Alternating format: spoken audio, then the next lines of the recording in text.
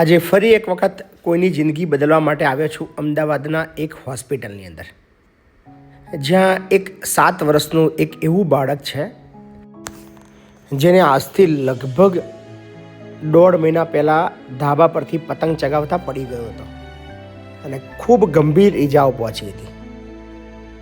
એની સારવાર માટે એના ફેમિલીએ બનતા બધા જ પ્રયત્નો કર્યા.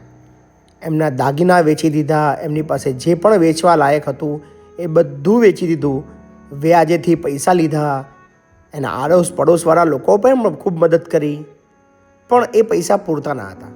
ખૂબ અઘરી પરિસ્થિતિની અંદર હતા. પરમ દિવસે આપણી ઓફિસે આ દીકરાની બા, આ દીકરાનું નામ છે ધ્યાન અને આ છે મૂળ કપડવંજ શહેરની અંદર હનુમાનપુરા, ત્યાં આગળ રહે છે. અને આ એક્સિડન્ટ વખતે એની પરિસ્થિતિ તમે એને જોઈને અંદાજો લગાવી શકો છો કે કેટલી ગંભીર પરિસ્થિતિમાં આ બાળક હતું. તો આ બાળકને ફાઇનલ રજા લેવા માટે બધી ટ્રીટમેન્ટ એની થઈ ગઈ છે. લગભગ 8-9 લાખ રૂપિયા ખર્ચો પણ થયો છે, પણ ફાઇનલ બિલ ભરવા માટે આ લોકો માટે પૈસા નહોતા. તો આવો સાંભળીએ શું કહે છે. શું નામ તમારું? જીતેન્દ્ર કુમાર ગિરીશભાઈ બારૈયા. કઈ ના છો? કપડગામ કપડવંજ. શું આ ભાઈને શું થયું હતું બાળકને? બીજા માળેથી ધાબા પરથી પડી ગયો. બીજા માળેથી? ક્યારે? 26 ડિસેમ્બરે. 26 ડિસેમ્બરે. કેમનો પડી ગયો હતો? ધાબા પર પતંગ ચગાવતો પડી ગયો. પતંગ ચગાવતો. પછી ત્યાંથી એને કટલાલ કેરવેલમાં લઈ ગયા. અચ્છા. તો ત્યાં ગાડી ના પાડી તો પછી અમદાવાદ પ્રાઇમ હોસ્પિટલ.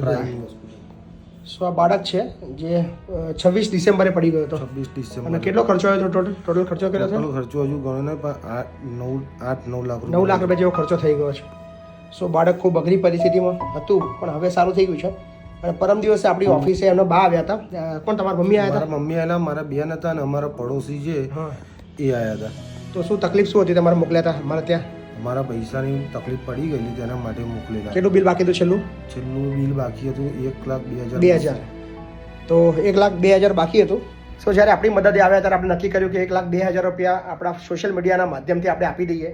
સો આજે દીકરાને રજા આપવાની છે અને 1,02,000 બાકી હતા. ડૉક્ટર પણ કંઈક ઓછું કરવાનું છે કહી રહ્યો છે, જોઈએ છે શું છે. So thank you so much. અને મને વિશ્વાસ છે આપણું સોશિયલ મીડિયા એટલું તાકાતવર છે, એટલી તાકાત છે કે સરળતાથી આપણું કામ થઈ જવાનું છે. આની સર્જરી કરવા માટે શું કર્યું તમે? આની સર્જરી કરવા માટે બધું દાગીના વાત એ બધું વેચી દીધું છે અમે. બીજા પૈસા સમાજવાળાએ બી આપ્યા છે. જ્યારે એને સ્કેનર મૂક્યું ત્યારે સમાજે બી મદદ કરી. સમાજે બી મદદ કરી છે. બીજા અમારા બાજુના મોમેડન છે એમને બી અમને 1 લાખ. કપડાના મેં સાંભળ્યું કે મુસ્લિમ પરિવાર છે એ લોકોએ બી બધા ઉઘરાઈને ₹1 લાખ તમને મદદ કરી છે. એમને ₹1 લાખ પર્સનલી આપેલા છે. અચ્છા. અને બીજા એમને ઘેર ઉઘરાયેલા અને દુકાને ઉઘરાઈને મને મદદ કરી. વાહ, ખૂબ સરસ, ખૂબ સરસ. સો દાગીના બધા તમે ગીરો મૂકી? દાગીના બધા. છેલ્લું ઘર બી વેચવાની વાત ચાલતી હતી? ઘર વેચવાનું જ હતું. અને પછી અમને બેનને ફોન આવ્યો હતો કે અમે ત્યાં ગાડી જઈએ છીએ. બરાબર. પછી અમે તમારા મને કીધું કે ઘર વેચીને મૂકો, બેટા ઘર ના વેચશો, કોઈ ના કરશો, ચિંતા ના કરશો. તમે ના પાડેલી મને. બરાબર, ચિંતા ના કરો. સો આપણી સોશિયલ મીડિયાની તાકાતના ભરોસે 1 પણ મિનિટની રાહ જોયા વગર આનું તમામ બિલ ભરી દેવામાં આવ્યું.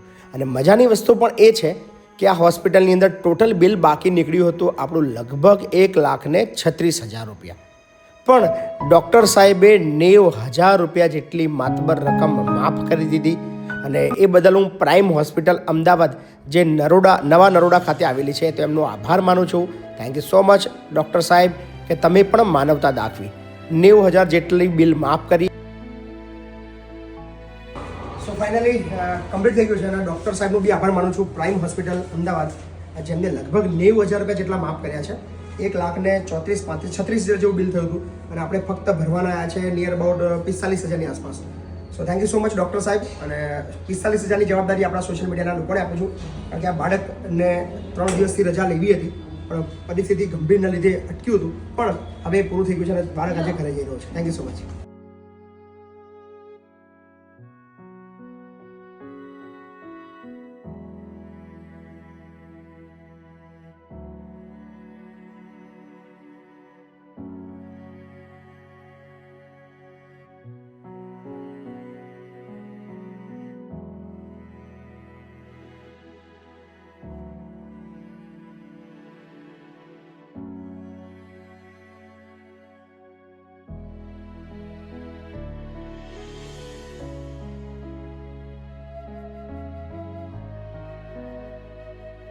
સારું થઈ આવજો.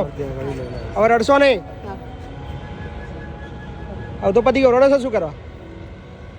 તમારા કિસ્મતમાં તમારો છોકરો લખે છે એટલે કશું ના થાય, હા ને? ચાલ હીરો, મળીએ. Thank you. ભાઈબંધી કરવી છે મારા જોડે? ચલો મળીએ જીતુભાઈ. Thank you. હા ચલો આવજો. જય શ્રી કૃષ્ણ. જય શ્રી કૃષ્ણ. આવજો.